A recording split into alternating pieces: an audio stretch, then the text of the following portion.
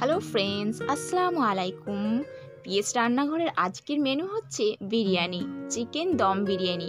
আর আজকে কিন্তু আমি সাধারণভাবে বানাবো না, একদম দোকানের মতোই বিরিয়ানি তৈরি করব। দোকানে আমরা যেরকম স্বাদ পাই বিরিয়ানিটা খেয়ে, ঠিক ওই রকমই বিরিয়ানি তৈরি করব। তো বন্ধুরা, ভিডিওটা কিন্তু পুরোটা দেখতে হবে, আর ভালো লাগলে অবশ্যই একটা লাইক করে চ্যানেলটাকে সাবস্ক্রাইব করে দেবেন। তো প্রথমে এখানে আমি 1 কেজি বাসমতি চাল 1 ঘন্টার জন্য ভিজিয়ে রেখে দিলাম। এরপর 500 গ্রাম আলু এরকম ডুমো করে কেটে নিয়ে লবণ এবং ফুড কালার মিশিয়ে রেখে দিয়েছি আধা ঘন্টার জন্য। এরপর আমি কড়াইয়ে ভেজে নিচ্ছি বেরেস্তার জন্য পেঁয়াজগুলো এরকম করে কেটে নিয়েছি। দেখুন কতটা কড়া করে বেরেস্তাটা করেছি। আর পেঁয়াজগুলো ভাজার সময় আমি একটু চিনি ব্যবহার করেছিলাম, তার জন্য এতটা ক্রিস্পি হয়েছে পেঁয়াজগুলো। তো বেরেস্তাটা রেডি হয়ে গেছে। এরপর আমি এখানে নিয়েছি 2 কেজি মুরগির মাংস। তারপরে দিয়ে দিলাম 1 চামচ হলুদের গুঁড়া, দিয়ে দিলাম স্বাদ মতো লবণ, এরপর দিচ্ছি লঙ্কার গুঁড়ো, এরপর দিয়ে দিচ্ছি 1 চামচ জিরের গুঁড়ো, 1 চামচ ধনে গুঁড়ো, আর এরপর দিয়ে দেবো আদা রসুনের পেস্ট।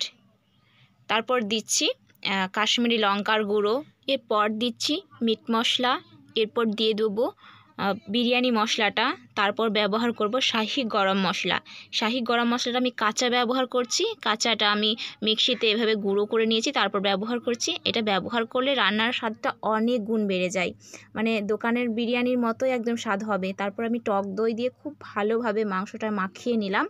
দিয়ে মাখানোর পরে এখানে ব্যবহার করছি অনেকটা পরিমাণ সরষের তেল। তো সরষের তেলটা দিয়ে দেওয়ার পরে খুব ভালোভাবে মাংসের সাথে মাখিয়ে নেবো। মাখিয়ে নেওয়ার পরে এখানে ব্যবহার করছি বেরেস্তাটা ব্যবহার করার কারণ হচ্ছে মাংসের কালারটা অনেক সুন্দর আসবে, আর খেতেও কিন্তু অনেক মজার হবে।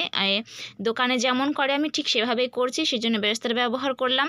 তারপরে মাংসটা খুব ভালোভাবে মাখিয়ে নেওয়ার পরে এটাকে আমি রেস্টে রেখে দেবো প্রায় আধা ঘন্টার জন্য। তারপর একটা কড়াই বসিয়ে এখানে আমি ভেজে নিচ্ছি আলুগুলো।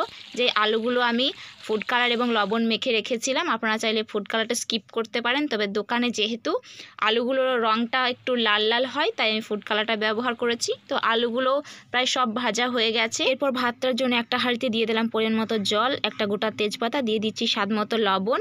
এরপর ভাতটা ঝরঝরে হওয়ার জন্য দিয়ে দিলাম ঘি, এরপর দিচ্ছি একটা গোটা গরম মশলা। দেওয়ার পরে জলটা ফুটে উঠলে এখানে আমি চালগুলো দিয়ে দিচ্ছি। চালগুলো দিয়ে দেওয়ার পরে নেড়ে এটাকে রেখে দিলাম, ভাতটা ততক্ষণে হোক। অন্যদিকে আমি মাংস রেডি করে নিই। তার জন্য অনেকটা পরিমাণ এখানে আমি তেল দিলাম। তেলটা দিয়ে দেওয়ার পরে দিয়ে দিলাম একটা তেজপাতা, দিচ্ছি একটা দারচিনি আর 2টা এলাচ। দিয়ে দেওয়ার পরে মাংসগুলো আমি দিয়ে দিলাম। অনেকটা পরিমাণ তেল দিতে হবে যাতে মাংসটা একদম ভাজা ভাজা হয়। তো পুরো মাংস দিয়ে দেওয়ার পরে খুব ভালোভাবে আমি কষিয়ে নেবো। এখানে কিন্তু আমি কোনো জল ব্যবহার করিনি। ম্যারিনেট করার পরে যতটা মশলা যতটা গ্রেভি ছিল ওইটা দিয়েই কিন্তু আমি মাংসটা রান্না করছি। এখনও পর্যন্ত কোনো জল দিইনি আর দেবও না। তো অনবরত নেড়ে মাংসটাকে খুব ভালোভাবে কষিয়ে নিতে হবে। প্রায় আমি 10 মিনিট মতো মাংসটাকে ফুটিয়ে নিয়েছি, একদম রেডি হয়ে গেছে। দেখতে পাচ্ছেন কালারটা কতটা সুন্দর এসছে।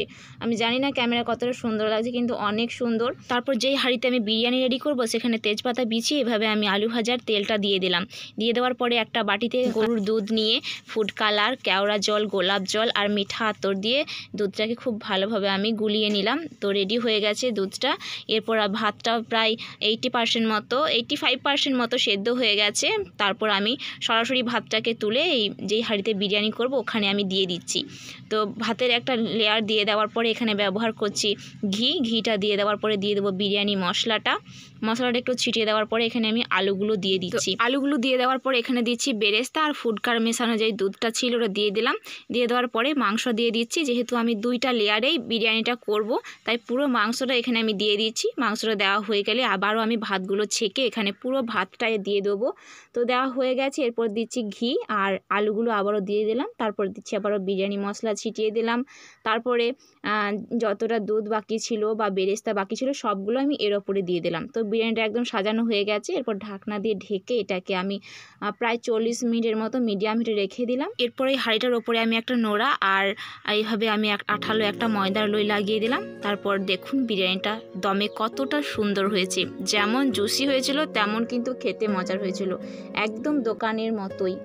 আমি যখন খাচ্ছিলাম মনে হচ্ছিল না যেন বাড়িতে বানিয়ে খাচ্ছি, একদম দোকানের মতোই স্বাদ কিন্তু। তো বন্ধুরা, এই রেসিপি ফলো করে কিন্তু আপনিও বাড়িতে বানিয়ে দেখবেন, আপনারও ভীষণ পছন্দ হবে। আর ভালো লাগলে কিন্তু একটা লাইক আর সাবস্ক্রাইব তো করেই যেতে হবে। দেখা হচ্ছে নতুন কোনো একটা রেসিপিতে। আল্লাহ হাফেজ।